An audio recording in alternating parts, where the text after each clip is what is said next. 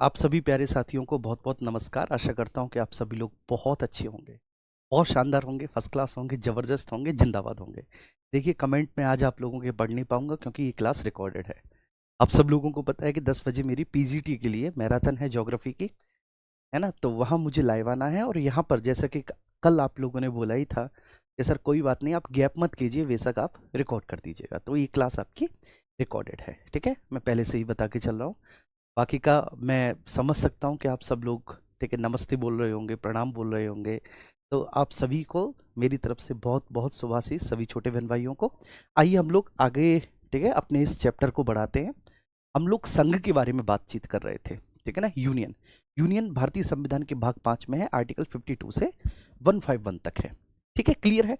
अब आगे की जो विषय वस्तु है उसके बारे में हम लोग कंटिन्यू करते हैं।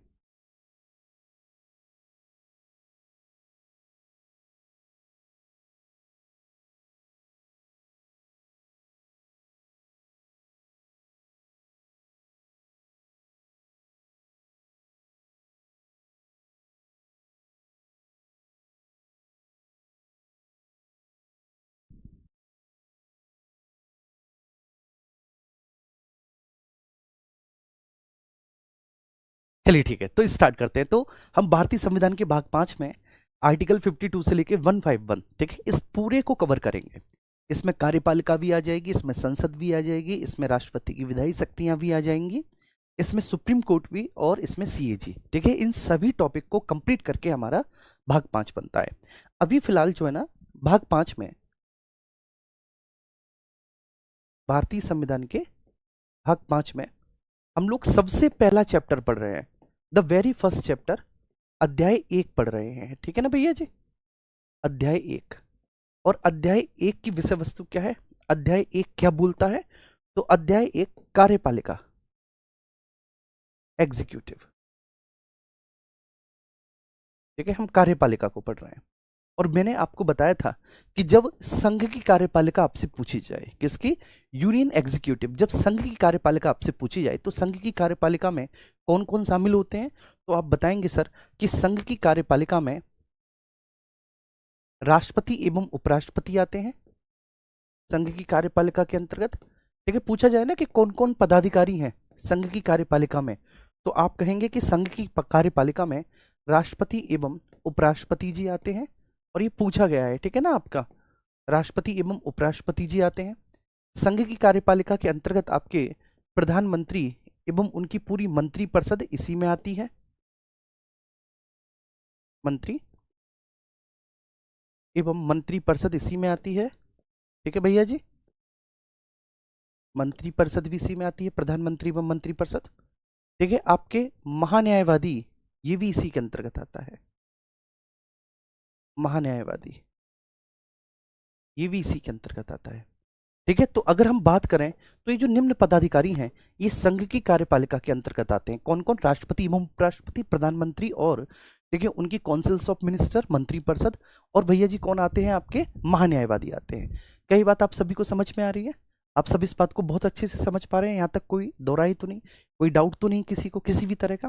ठीक है, चलिए। अब कार्यपालिका जो है आप सभी को पता है पहला अध्याय है, ठीक है। इसमें हम राष्ट्रपति और उपराष्ट्रपति को पढ़ रहे हैं, हम मतलब कार्यपालिका के अंतर्गत राष्ट्रपति उपराष्ट्रपति को पढ़ रहे हैं। तो जो हमारा टॉपिक है जो चल रहा है वह राष्ट्रपति एवं उपराष्ट्रपति चल रहा है। फिलहाल हम उपराष्ट्रपति पर अभी तक आए नहीं है, ठीक है। तो हमारा टॉपिक क्या है भैया जी? राष्ट्रपति एवं उपराष्ट्रपति। हम राष्ट्रपति एवं उपराष्ट्रपति पे चल रहे हैं। कल एक डाउट आया था क्लास में, बिल्कुल लास्ट में आया था डाउट, ठीक है। अब जब लास्ट में डाउट आया तो क्लास का टाइम हो गया, तो मैंने कहा चलो ठीक है, उस डाउट को हम अगली क्लास में ले लेंगे, नेक्स्ट क्लास में ले लेंगे। बहुत स्वेटिंग हो रही है, एसी नहीं चल रहा है, तो ये इश्यू है थोड़ा सा। चलिए ठीक है, कोई बात नहीं। तो ये जो है ना बच्चे, हम लोग किसके बारे में डिस्कस कर रहे हैं? राष्ट्रपति एवं उपराष्ट्रपति के बारे में। अब यहाँ पर हम लोग समझते हैं कुछ चीजों को, प्लीज यहाँ पर आप लोग फोकस करना, ठीक है। एक आता है बेटा, राष्ट्रपति का पद हमने कहाँ से लिया है? Office of president. राष्ट्रपति का पद कहाँ से लिया है? ठीक है, एक सबसे पहला प्रश्न ये आपसे पूछा जाता है। दूसरा पूछा जाता है कि राष्ट्रपति के पद का महत्व, ठीक है, क्या बच्चे? राष्ट्रपति के पद का महत्व, राष्ट्रपति के पद की प्रासंगिकता, ये हमने कहां से लिया है? ये हमने कहां से लिया? तो दो डिफरेंट डिफरेंट प्रश्न आते हैं आपके एग्जाम में। तो जब भी आपसे कभी भी पूछा जाए द ऑफिस ऑफ प्रेसिडेंट, राष्ट्रपति का पद, तो आप कहेंगे कि राष्ट्रपति के पद को मेरे प्यारे बच्चे हमने लिया है अमेरिका के संविधान से। कहां से? अमेरिका से। अमेरिका के संविधान से हमने राष्ट्रपति के पद को लिया है। ठीक है। और राष्ट्रपति के पद का महत्व या उसकी प्रासंगिकता, तो मतलब क्या है भैया? राष्ट्रपति नाम मात्र की कार्यपालिका है।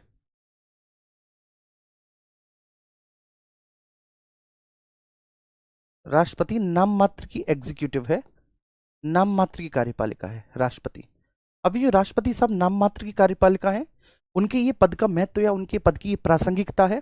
अब हमने इसको कहां से लिया है? तो हम सब बहुत अच्छे से जानते हैं कि इसको हमने ब्रिटेन के संविधान से लिया है। कहां से लिया है भैया जी? हमने इसको ब्रिटिश कॉन्स्टिट्यूशन से लिया है, हमने इसे ब्रिटेन के संविधान से लिया है। Is that clear? कई बात सभी को समझ में आ रही है? तो लास्ट में जाते जाते एक प्रश्न था, तो ये हमने प्रश्न भी डिस्कस कर लिया। एक बार फिर से मैं आपके सामने रिवाइज कर देता हूँ। भाग 5 पर हम लोग चल रहे हैं। हम सब लोग जानते हैं भाग 5 हमने क्यों स्टार्ट किया, क्योंकि हमें पता है कि सरकार दो स्तर पर है। ठीक है, एक केंद्र के स्तर पर, एक राज्य के स्तर पर। वह बात अलग है कि भारत में तीसरे स्तर की सरकार भी स्वीकार की गई है, जो कि स्थानीय स्तर पर होती है, जिनको हम पंचायतों के नाम से जानते हैं। है ना जी? ये बात क्लियर है? तो भैया जी, भारतीय संविधान का जो भाग 5 है, भाग 5 हमारे संघ की सरकार के बारे में सारे प्रावधान करता है। मतलब ये संघ के प्रशासन से संबंधित है। संघ के प्रशासन में आपकी कार्यपालिका भी आ जाएगी, विधायिका भी आ जाएगी, न्यायपालिका भी आ जाएगी, ये सभी चीजें आ जाएंगी। तो भारतीय संविधान के भाग 5 के पांचों अध्याय जो हैं, वो पांचों अध्याय मैंने आपको बताए हैं।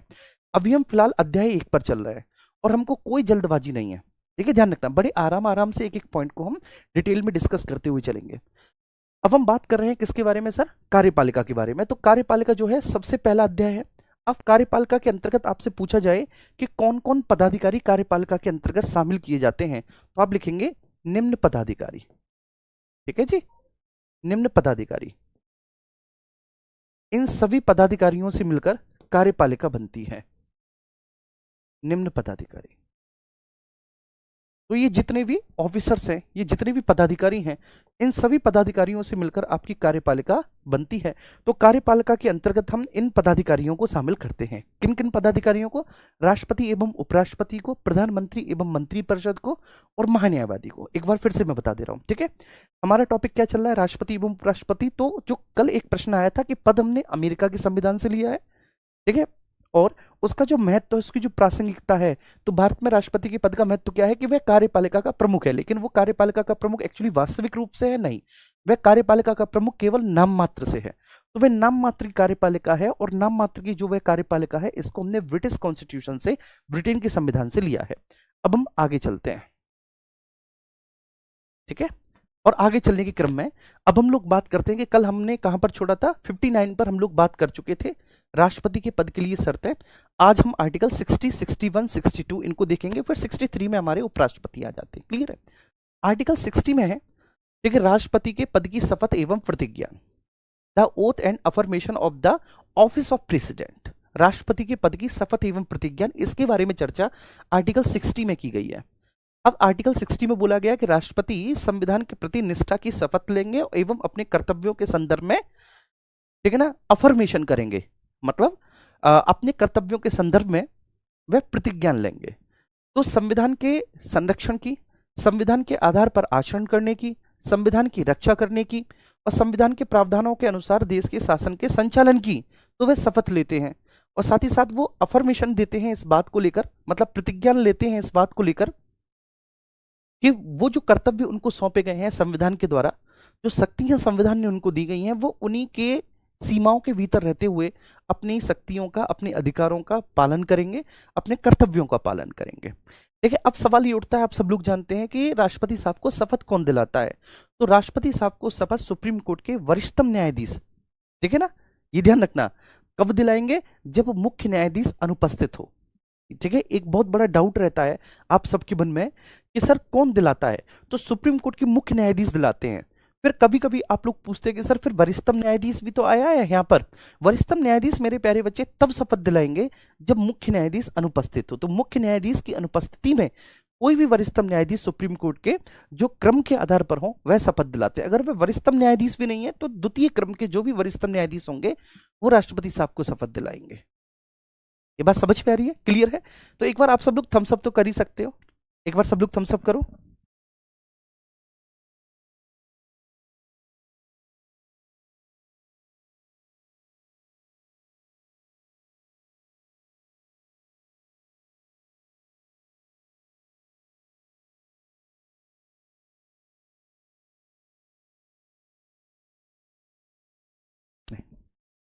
ठीक है, तो आर्टिकल 60 में लिख देता हूं। आर्टिकल 60 है राष्ट्रपति द्वारा शपथ एवं प्रतिज्ञा।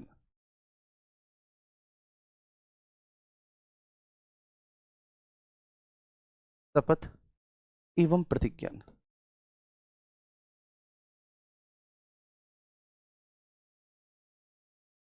शपथ एवं प्रतिज्ञा, ठीक है, चलिए। अब राष्ट्रपति साहब को शपथ एवं प्रतिज्ञान बचे, ठीक है ना, आर्टिकल 60 में है। तो इसका सीधा सा मतलब क्या हो गया? इसका सीधा सा मतलब हो गया कि राष्ट्रपति की शपथ का जिक्र तीसरी अनुसूची में नहीं किया गया। मैं लिख देता हूं, ठीक है, तो नोट में आप लोग लिख लीजिए, नोट में क्या हो गया कि राष्ट्रपति की शपथ का उल्लेख तीसरी अनुसूची में नहीं किया गया। ये मैंने वहां पर जब अनुसूचियां भी पढ़ाई थी तब भी आपको बताया था।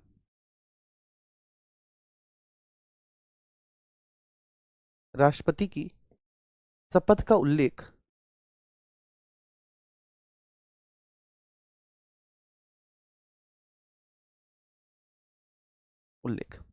तीसरी अनुसूची में नहीं किया गया।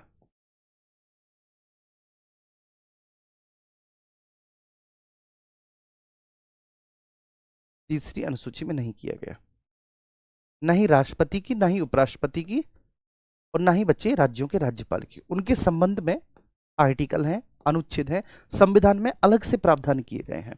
देखिए, अब यहां पर सवाल ये उठता है कि सर कौन शपथ दिलाता है राष्ट्रपति जी को? तो मैं लिख देता हूं, यहां पर लिखना भी जरूरी है कि राष्ट्रपति को शपथ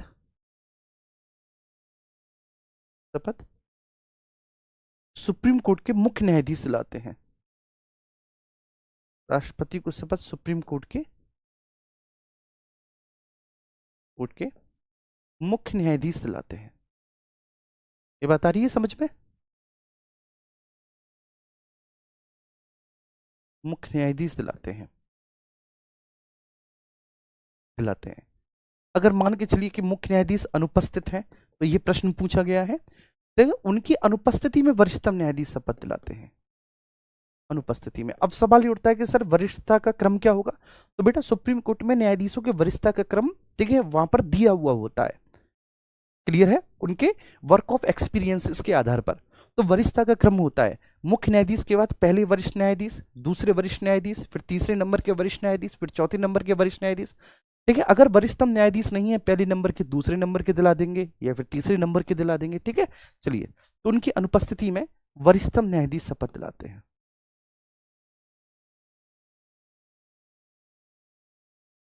वरिष्ठतम न्यायाधीश शपथ दिलाते हैं।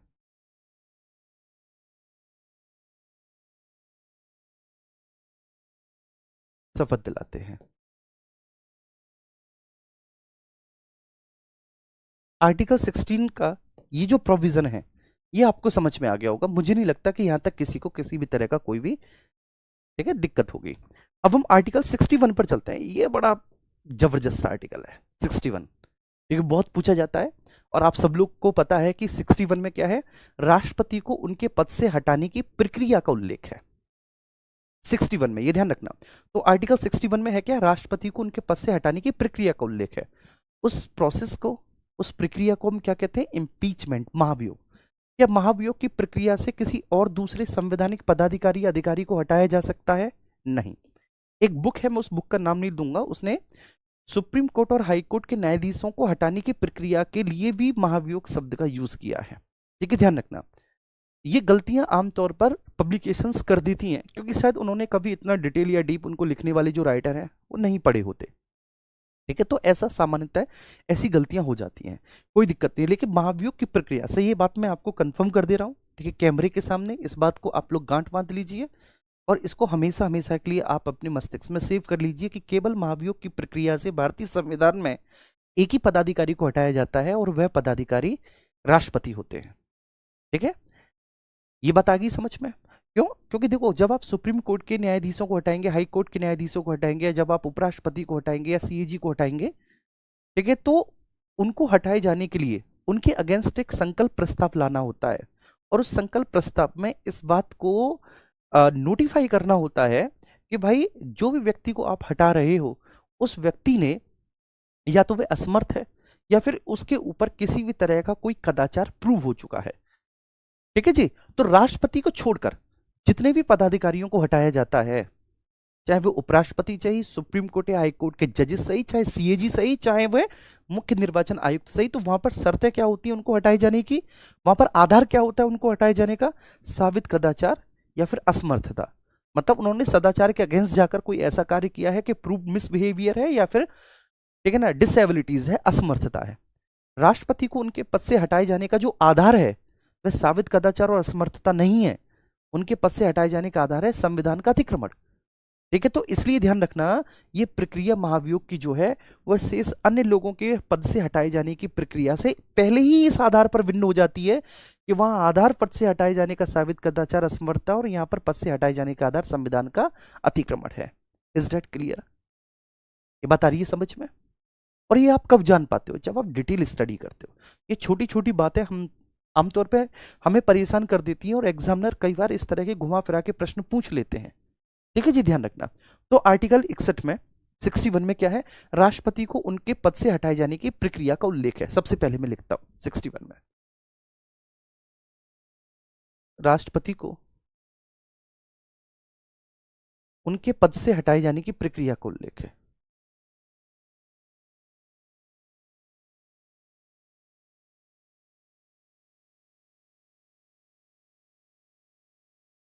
जाने की प्रक्रिया का उल्लेख है।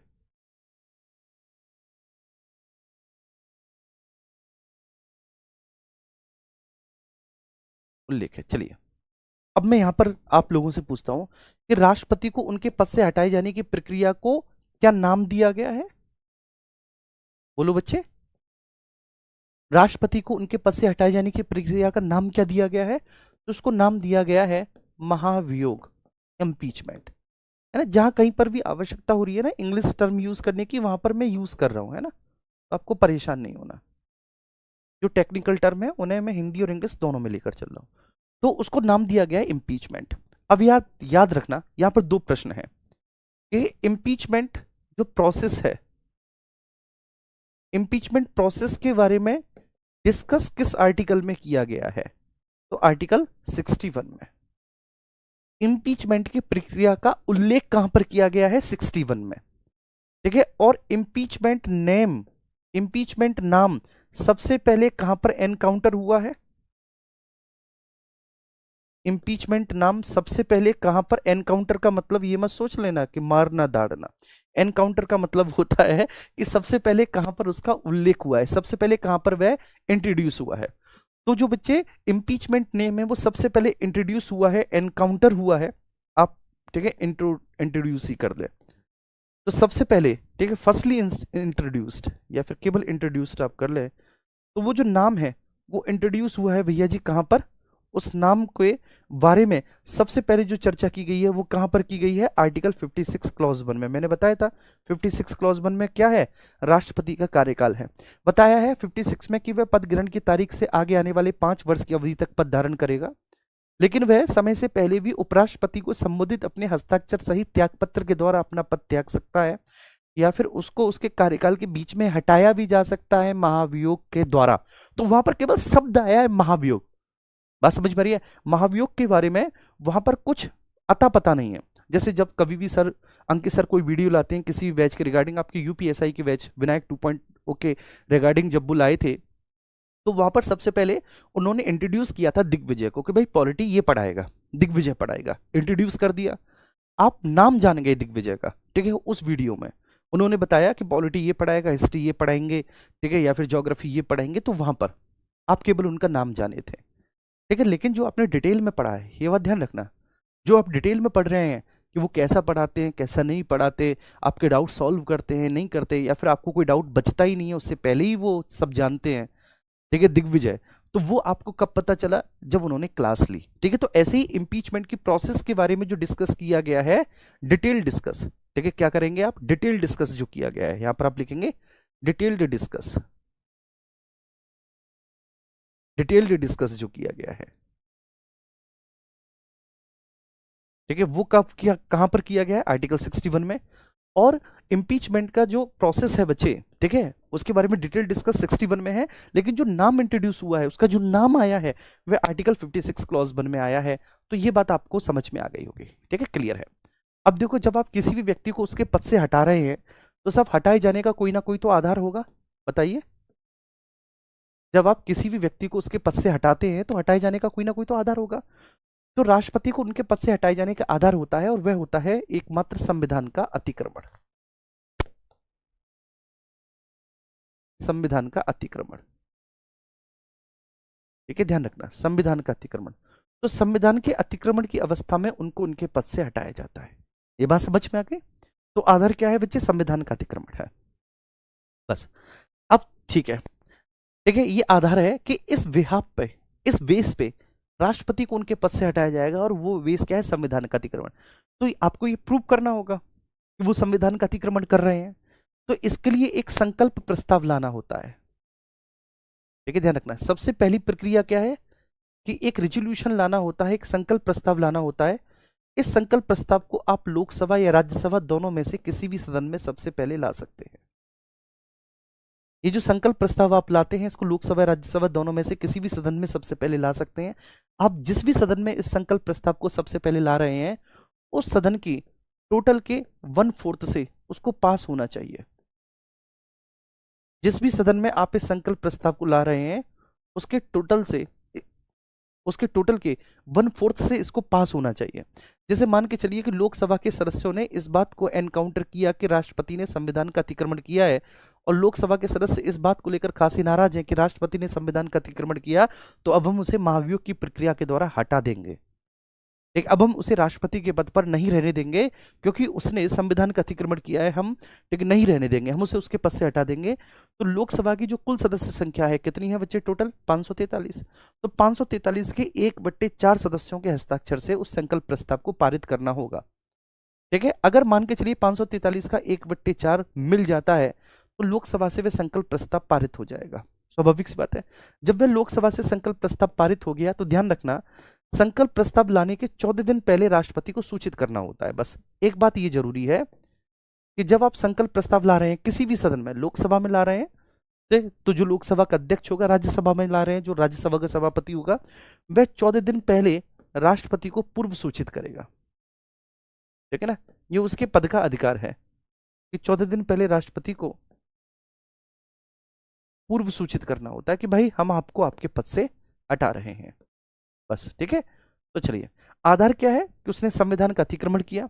आप संकल्प प्रस्ताव मान के चलिए कि 14 तारीख को लेकर आने वाले हैं, तो आप 1 तारीख को ही राष्ट्रपति को पूर्व सूचित कर दीजिए कि हम आपके अगेंस्ट, ठीक है, आज से 14 दिन बाद एक संकल्प प्रस्ताव लेकर आएंगे, जहां पर हम आरोप लगाएंगे कि आपने संविधान का अतिक्रमण किया है। ठीक है, अगर वह संकल्प प्रस्ताव बच्चे किसी भी सदन में आ रहा है, तो उस सदन के कुल सदस्य संख्या के 1/4 सदस्यों से उसको पारित होना होगा। ठीक है, चलिए मान के चलिए लोकसभा में आ गया, तो वह लोकसभा से पारित हो गया। ठीक है, तो हुआ क्या बच्चे कि अगर वह सबसे पहले लोकसभा में आया, संकल्प प्रस्ताव सर्वप्रथम लोकसभा में आया,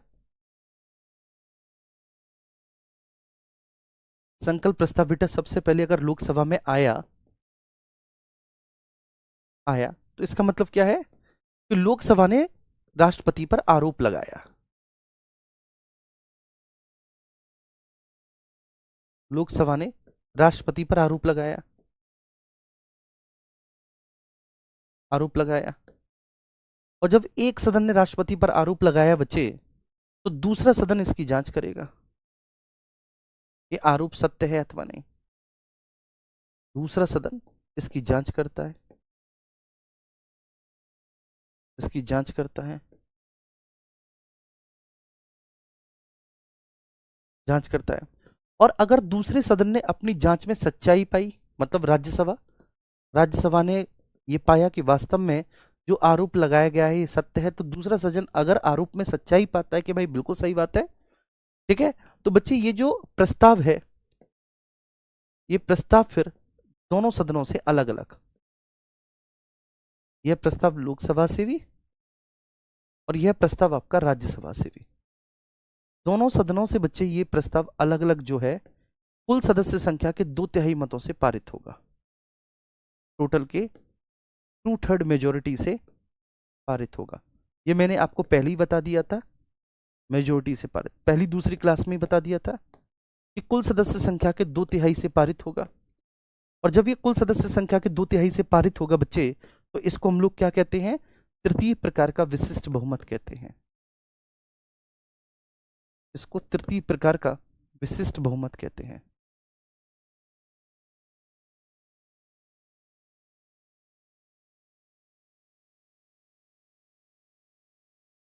विशिष्ट बहुमत कहते हैं।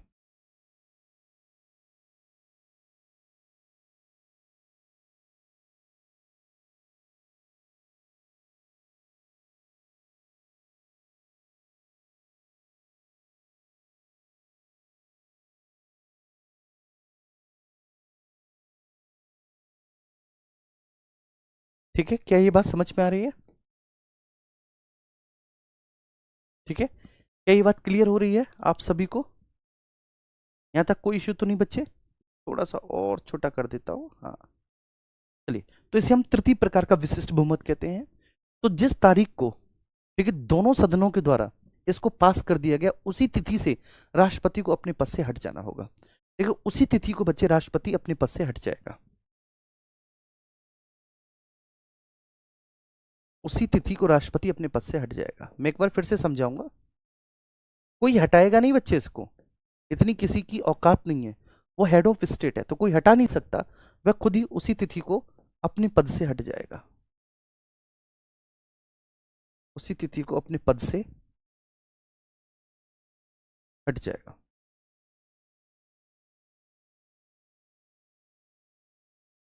उसी तिथि को अपने पद से हट जाएगा।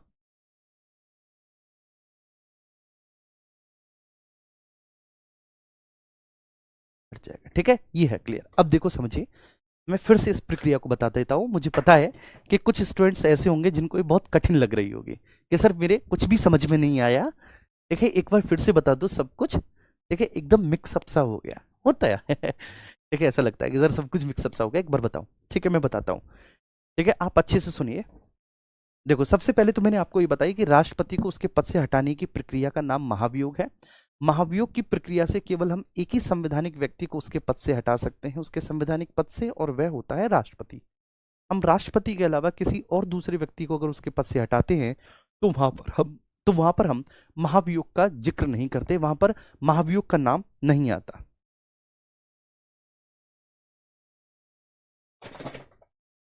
ठीक है, वहां पर महाभियोग का नाम नहीं आता। ठीक है, उनको हटाने की अलग प्रक्रिया होती है जो कि द्वितीय प्रकार के विशिष्ट बहुमत से परफॉर्म होती है, जबकि राष्ट्रपति को उसके पद से हटाने की प्रक्रिया तृतीय प्रकार के विशिष्ट बहुमत से परफॉर्म होती है। तो एक आधार तो ये हो गया कि यदि आप उपराष्ट्रपति को, सुप्रीम कोर्ट या हाई कोर्ट के जजेस को, सीएजी को या मुख्य निर्वाचन आयुक्त को उसके पद से हटा रहे हैं, तो जो आप वोटिंग कर रहे हैं वह द्वितीय प्रकार की विशिष्ट बहुमत है। उपस्थित और मतदान करने वालों का 2/3 जिनकी कुल सदस्य संख्या आधी से कम ना हो। यदि आप राष्ट्रपति को उसके पद से हटा रहे हैं, मतलब महाभियोग के द्वारा हटा रहे हैं, तो वहां पर आप तृतीय प्रकार का विशिष्ट बहुमत का प्रयोग कर रहे हैं। ठीक है, पहला अंतर यह है। दूसरा अंतर क्या है कि जब राष्ट्रपति को आप इस प्रक्रिया से हटाते हैं तो आधार होता है राष्ट्रपति को हटाए जाने का संविधान का अतिक्रमण, लेकिन जब आप supreme court, high court, vice president या फिर आप सीएजी वगैरह को उनके पद से हटाते हैं तो आधार होता है साबित कदाचार और असमर्थता। तो ये दो चीजें इस बात को, ठीक है, प्रूव करती हैं कि महाभियोग की प्रक्रिया केवल राष्ट्रपति के संदर्भ में उसको उसके पद से हटाने के लिए। महाभियोग शब्द सबसे पहले आर्टिकल 56 क्लॉज 1 में आया था कि राष्ट्रपति को उसके कार्यकाल के दौरान ही उसके पद से महाभियोग की प्रक्रिया के द्वारा हटाया जा सकता है। वहां पर डिस्कस नहीं किया था कि महाभियोग की प्रक्रिया क्या है। महाभियोग की प्रक्रिया के बारे में एक्चुअली जो डिस्कस किया गया है वो किया गया है आर्टिकल 61 में, उसके बारे में डिटेल डिस्कशन है कि किस प्रकार की प्रक्रिया के माध्यम से राष्ट्रपति को हटाया जाता है, वो प्रक्रिया क्या है। तो सबसे पहले एक संकल्प प्रस्ताव लाना होता है, उसकी सूचना आप 14 दिन पहले दे दीजिए राष्ट्रपति को कि साहब हम आपको आपके पद से हटाने के लिए आपके ऊपर महाभियोग चला रहे हैं, अमुक तारीख को हम प्रस्ताव लेकर आएंगे। तो एक संकल्प प्रस्ताव लाना होता है, उसकी सूचना उसको 14 दिन पहले दे दो। ये संकल्प प्रस्ताव दोनों सदनों में से किसी भी एक सदन में लाया जा सकता है। आप इसको चाहे तो लोकसभा में ले आओ, चाहे तो राज्यसभा में ले आओ। बस एक बात ध्यान रखना कि ये पास होगा, पहले एक रेजोल्यूशन आया है, केवल एक प्रस्ताव आया है। बात समझ में आ रही है? ये प्रस्ताव आया है। जैसे मान के चलिए कि मैंने अंकित भाटी सर से कहा कि सर पॉलिटी की क्लासेस तो बहुत अच्छी चल रही है, सब कुछ ठीक है, लेकिन हम इसमें एक नई चीज और ऐड कर सकते हैं। तो वो बोलते हैं क्या सर, नई चीज क्या ऐड कर सकते हैं हम? कि सर जब हम पॉलिटी की क्लास लेते हैं तो क्लास लेने के बाद में देखिए हम कुछ क्वेश्चंस आंसर का भी डाउट रख सकते हैं जूम मीटिंग के माध्यम से, कि क्लास के जो डाउट है वो जूम मीटिंग के माध्यम से, तो वो रिकॉर्ड भी ना हो और जिनको डाउट नहीं है वो ना देखें, जिनको केवल डाउट है। तो उनको ये प्रस्ताव अच्छा लगा, ठीक है। तो मैंने इनको ये प्रस्ताव भेजा मेरे द्वारा, फिर उन्होंने कोर मेंबर्स की एक टीम बनाई, ठीक है, जो संस्था के शुरुआती मेंबर्स हैं, कोर मेंबर्स। उन्होंने कहा कि भाई दिग्विजय का ये प्रस्ताव है, क्या हम इस प्रस्ताव को स्वीकृत कर ले? ठीक है। तो फिर वहां पर वोटिंग होगी, कुछ लोग इसके समर्थन में होंगे, कुछ लोग इसके समर्थन में नहीं होंगे। तो ठीक वैसे ही पहले संकल्प प्रस्ताव लेकर आए, दिग्विजय लेकर आया संकल्प प्रस्ताव, तो ऐसे ही दोनों सदनों में से कोई भी एक सदन संकल्प प्रस्ताव लेकर आया, ठीक है। तो जो सदन संकल्प प्रस्ताव लेकर आ रहा है उस सदन की कुल सदस्य संख्या के 1/4 से उसको पास हो जाना है संकल्प प्रस्ताव को। तो इसका मतलब है उस सदन ने सबसे पहले आरोप लगाया है, ठीक है। जिसमें सबसे पहले संकल्प प्रस्ताव लाया गया है, इसका सीधा सा मतलब क्या है कि उसने आरोप लगाया कि वही राष्ट्रपति ने संविधान का अतिक्रमण किया है। तो एक सदन से संकल्प प्रस्ताव पास होकर, जो कि टोटल के 1/4 से पास हुआ है, दूसरे सदन में चला गया। दूसरा सदन आरोपों की जांच करेगा कि भाई पहले सदन ने अगर संकल्प भेजा है उसके पास, तो दूसरा सदन देखेगा कि क्या वास्तव में ये जो आरोप लगे हैं वो सत्य हैं। और यदि वे आरोपों में सच्चाई पाता है दूसरा सदन भी इस बात को लेकर सहमत है कि हाँ, तो फिर अब प्रक्रिया स्टार्ट हो जाएगी। अब प्रक्रिया क्या होगी भैया जी? कुल सदस्य संख्या के 2/3 बहुमत से दोनों सदनों को अलग अलग इसे पारित करना होगा। कुल सदस्य संख्या का 2/3, मैंने आपको बताया था टोटल का 2/3, कुल सदस्य संख्या मतलब लोकसभा में 543 का 2/3 और राज्यसभा में 245 का 2/3 से अलग अलग दोनों सदनों से इस, ठीक है, प्रस्ताव को, एक जो संकल्प प्रस्ताव है जो कि अब प्रक्रिया का रूप ले चुका है, तो इस प्रक्रिया को, ठीक है, फॉलो करना होगा, इस प्रक्रिया को पास करना होगा टोटल के 2/3 से। दोनों सदनों से पास हुआ। जैसे ये दोनों सदनों से पास हुआ मेरे प्यारे बच्चे, ठीक है, तो जिस तिथि को अंतिम सदन ने इसको पास कर दिया था उसी तिथि को राष्ट्रपति खुद अपने पद से हट जाएगा, क्योंकि राष्ट्रपति को कोई हटाने वाला व्यक्ति नहीं है, वो हेड ऑफ स्टेट है, वो राष्ट्र का अध्यक्ष है, देश का पहला नागरिक है, सर्वोच्च पद है। तो कोई उसे कैसे हटा सकता है? वो खुद ही पद छोड़ के चला जाता है। मतलब लास्ट में जब महाभियोग के द्वारा उसे हटाया जाता है, फिर भी वो ये कह के जाता है, ये कह के मतलब है कि कहीं ना कहीं संविधान ने इस बात को निर्धारित किया है कि वो अपना पद त्याग रहा है। भाई ठीक है, तुम नहीं हो सहमत तो ठीक है, कोई बात नहीं, मैं अपना पद त्याग के जा रहा हूँ। तो वो अपना पद त्याग रहा है। उम्मीद करता हूँ कि ये बात आपको बहुत अच्छे से समझ में आ गई होगी। आई डोंट थिंक सो कि यहाँ तक किसी को किसी भी तरह का कोई भी इश्यू, किसी भी तरह की कोई भी परेशानी होगी। ठीक है, चलिए अब इस महाभियोग की प्रक्रिया को हमने कहाँ से लिया है भैया? ठीक है, अमेरिका के संविधान से। ठीक है, तो ये बात हम सब लोग जानते हैं कि महाभियोग की प्रक्रिया को हमने यूएस के कॉन्स्टिट्यूशन से लिया है।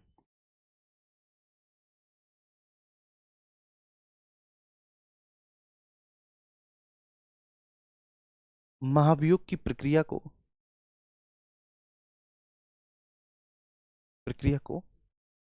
अमेरिका के संविधान से लिया गया है।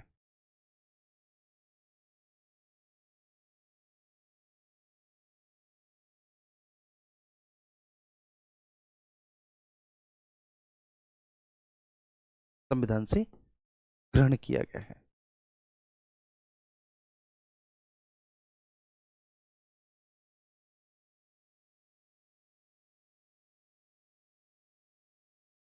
ग्रहण किया। ठीक है, कई बात समझ में आ रही है? आइए अब हम चलते हैं आर्टिकल 62 पर। आर्टिकल 62 क्या है? ठीक है, सब लोग बहुत अच्छे से समझेंगे। 62 ये है कि भाई राष्ट्रपति का कार्यकाल 5 साल का होता है। पहले मैं इसे लिख देता हूँ, है ना, एक ड्राफ्ट बना देता हूँ 62 के संदर्भ में। अच्छा देखो, एक और बात बताऊं मैं आपको, आपको पढ़ना फ्लो चार्ट से होता है। देखो, थ्योरी तो किताबों में लिखी हुई है, ठीक है, ध्यान रखना, थ्योरी किताबों में लिखी हुई है। फ्लो चार्ट से मैंने पीसीएस प्रतिज्ञा बैच में पढ़ाना शुरू किया। अब प्रतिज्ञा बैच के जो स्टूडेंट थे, ठीक है, वो फाउंडेशन बैच है, उसमें जो ग्रेजुएशन में है स्टूडेंट, जो 12th पास किए हैं, मतलब उन्होंने पहले कहीं तैयारी नहीं की थी, वो आए। अब उन्होंने मेरे पढ़ाने का तरीका देखा जो फ्लो चार्ट वाला है, तो उनको समझ में नहीं आया, क्योंकि बाकी के जो अन्य अध्यापक है वो पैराग्राफ लिख लिख के पढ़ा रहे थे।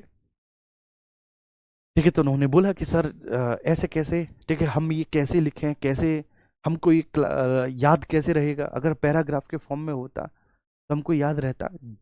वो बात उनकी बिल्कुल गलत थी, क्योंकि उनको पता नहीं था।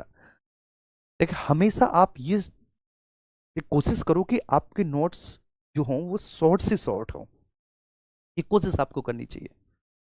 जितना संक्षिप्त नोट होगा, आपको एग्जाम के टाइम पे रिवाइज करने में उतनी सहूलियत होगी, जितना संक्षिप्त नोट्स होगा। हाँ, कोई की टर्म्स है तो आप उन की टर्म्स को, ठीक है, लिखते चले जाओ, ताकि, ठीक है, जब आप इस सब्जेक्ट को पढ़ रहे हो, आपने पढ़ने के साथ साथ 2-3 बार रिवीजन किया, और मान के चलिए कि 6-7 महीने बाद आपका एग्जाम है, तो जब आप एग्जाम के टाइम पर उस कॉपी को उठा के, उस नोट्स को उठा के जब आप पढ़ोगे, तो तुरंत वो सारी चीजें आपके दिमाग में हिट करने लगेंगी, बिलीव मी। लेकिन वो करेंगी कब? जब आप क्लास के साथ साथ, ठीक है, 1-2 बार उसका रिवीजन भी कर रहे हैं और नोट्स शॉर्ट्स कर रहे हैं। ठीक है, शॉर्ट नोट्स बनाइए। हमेशा मैं ये बात बोलता हूँ अपने अभ्यर्थियों को, अपने स्टूडेंट्स को, कि नोट्स जितना शॉर्ट्स हो, जितना प्रिसाइज हो, कोशिश करो उतना अच्छा होता है वो। ठीक है, ध्यान रखना। आइए, अब आर्टिकल 62 है, पहले मैं समझा देता हूँ। आर्टिकल 62 बोलता है कि राष्ट्रपति का कार्यकाल 5 वर्ष का है। तो जैसे मैंने आपको कल की क्लास में बताया था कि सपोज डेट 1 जनवरी 2025 को कोई भी व्यक्ति राष्ट्रपति बना, तो उसका कार्यकाल खत्म हो जाएगा 31 दिसंबर 2030 को। तो क्या हम उसके कार्यकाल खत्म होने का वेट करेंगे अगली वाले राष्ट्रपति का चुनाव कराने के लिए? नहीं, क्योंकि राष्ट्रपति के चुनाव की पूरी इस प्रोसेस में, ठीक है, 2-3-4 महीने का समय लग जाता है बड़े आराम से। ठीक है, तो इसका मतलब ये है कि एक राष्ट्रपति का कार्यकाल पूरा हो गया और उसके बाद फिर हम अगले का चुनाव करा रहे हैं, तो जो 3-4 महीने का गैप होगा, उस गैप में कौन राष्ट्रपति होगा, किसके नाम से हम देश का शासन चलाएंगे, तो असुविधा हो जाएगी ना। तो इसलिए आर्टिकल 62 में बोला गया है कि भाई पुराने वाले का जो कार्यकाल है, ठीक है, उस कार्यकाल की समाप्ति से पहले ही उससे हुई रिक्ति को भरने के लिए अगली वाले के चुनाव करा लो। मतलब जब पुराने वाले राष्ट्रपति के चुनाव, जब पुराने वाले राष्ट्रपति के कार्यकाल में, ठीक है, 2-3-4-5 महीना शेष है, आप तभी से नए वाले राष्ट्रपति पद के लिए चुनाव करा लो, जिससे कि यहां इसका कार्यकाल खत्म हुआ, वहां अगला वाला व्यक्ति आकर जो है ना पद ग्रहण कर लेगा। जहां इसका कार्यकाल खत्म हुआ, वहां पर अगला वाला व्यक्ति आकर पद ग्रहण कर लेगा। ये बात आई समझ में? बोलो एक बार, थम्स अप करो सब लोग। तो मैं इस बात को लिख देता हूं। ठीक है, कैसे बोला है? तो ये बोला है राष्ट्रपति के चुनाव से, राष्ट्रपति के कार्यकाल की समाप्ति से हुई रिक्ति को भरने के लिए, राष्ट्रपति के कार्यकाल की समाप्ति, समाप्ति से हुई रिक्ति को भरने के लिए,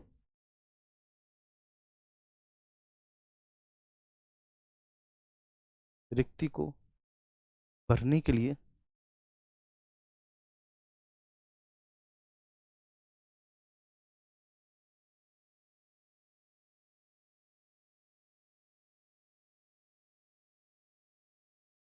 जो चुनाव, ठीक है, चुनाव मतलब अगले राष्ट्रपति के लिए चुनाव, चुनाव कार्यकाल की समाप्ति से पहले ही संपादित किए जाने चाहिए, समाप्ति से पहले ही करा लेने चाहिए, पहले ही करा लेने चाहिए,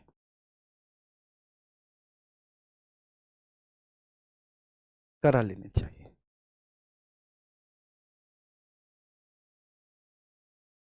चाहिए। ठीक है, एग्जाम्पल मैं आपको देता हूं। फॉर एग्जाम्पल, जैसे मान के चलिए राष्ट्रपति ए है, कोई राष्ट्रपति है ए, मिस्टर ए। ठीक है, इनका जो कार्यकाल था, ये 1 जनवरी 2025 को राष्ट्रपति बने, 2025 को राष्ट्रपति बने, और इनका कार्यकाल बच्चे कब तक होगा? 31 दिसंबर 2030 तक होगा। स्वाभाविक सी बात है, 5 वर्ष का कार्यकाल होता है, 31 दिसंबर 2030 तक। बड़ा स्वाभाविक है भैया, है ना? 1 जनवरी 2025 को राष्ट्रपति बने, तो इनका जो कार्यकाल होगा वो 31 दिसंबर 2030 तक होगा। है बड़ा स्वाभाविक है। देखिए, ये कार्यकाल है, तो भैया 31 दिसंबर 2030 से पहले ही नए राष्ट्रपति के लिए चुनाव करा लो। हमें वेट नहीं करना कि भाई पुराने वाले का कार्यकाल समाप्त हो तब हम अगली वाले की कराएंगे, इससे तो भैया गैप हो जाएगा एक। ठीक है, इससे, इस गैप से एक असुविधा पैदा होगी, एक असुविधा उत्पन्न होगी, तो ऐसा नहीं करना। तो पहले ही नए राष्ट्रपति के चुनाव करा लो, नए राष्ट्रपति के चुनाव करा लेने चाहिए।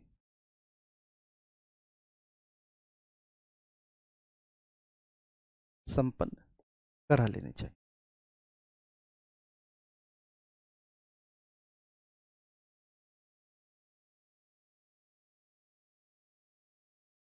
नए राष्ट्रपति के चुनाव संपन्न करा लेने चाहिए। ये बात समझ पा रही है? अब इसके बाद हम आर्टिकल 63 पर चलते हैं। आर्टिकल 63 में क्या है भैया जी? उपराष्ट्रपति का पद है। उपराष्ट्रपति 63 में उपराष्ट्रपति का पद है। ठीक है, अब सवाल उठता है सर उपराष्ट्रपति का पद कहां से लिया है? अमेरिका के संविधान से। अमेरिका के संविधान से हमने ये पद लिया है, ग्रहण किया है। ठीक है, ध्यान रखना, अमेरिका के संविधान से लिया है उपराष्ट्रपति का पद। तो बोला है भारत का एक उपराष्ट्रपति होगा। देखिए, अब उपराष्ट्रपति का निर्वाचन है, उसके लिए योग्यताएं हैं। तो वो जितनी भी निर्वाचन योग्यताएं संबंधी जो भी चर्चा है, वो सारी चर्चाएं फिर हम कल करेंगे। मतलब आप ये कह सकते हैं कि कल से हम उपराष्ट्रपति को स्टार्ट करेंगे, इसलिए आज हम इसे नहीं कर रहे। तो उम्मीद करता हूं कि ये सारी चीजें आपको बहुत अच्छे समझ में आएंगी। आज हमने कुछ ज्यादा पढ़ा भी नहीं है ना, कुछ ज्यादा नहीं पढ़ा। पहले तो हमने ये बताया था कि अध्याय 1, ठीक है, अध्याय 1 में कार्यपालिका है भाग 5 के। ठीक है, राष्ट्रपति उपराष्ट्रपति हमारा टॉपिक चल रहा है, पद और पद का महत्व या प्रासंगिकता ये कहाँ कहाँ से ली है ये मैंने बता दिया है ना।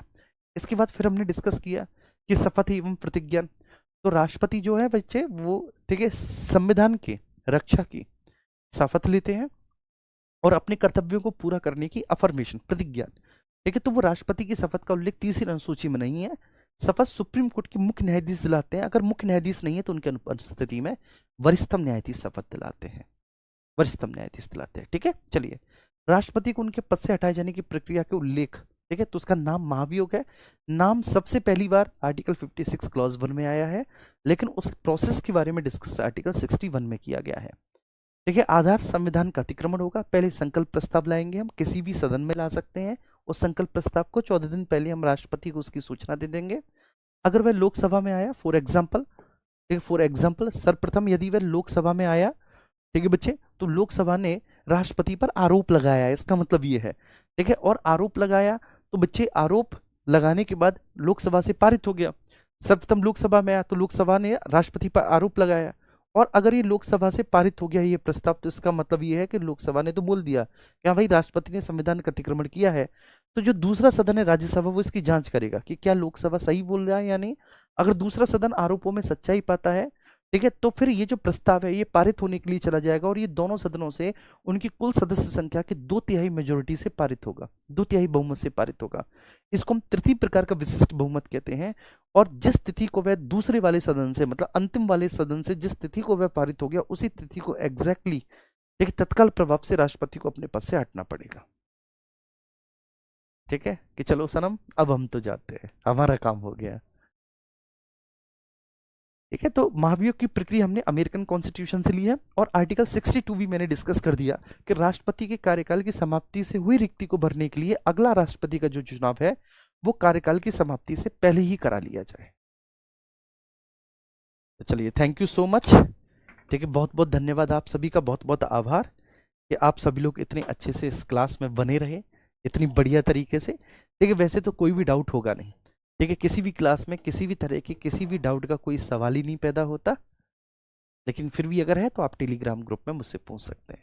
अपना ख्याल रखो सभी छोटे बहन भाई, स्वस्थ और मस्त रहो। ठीक है, धन्यवाद।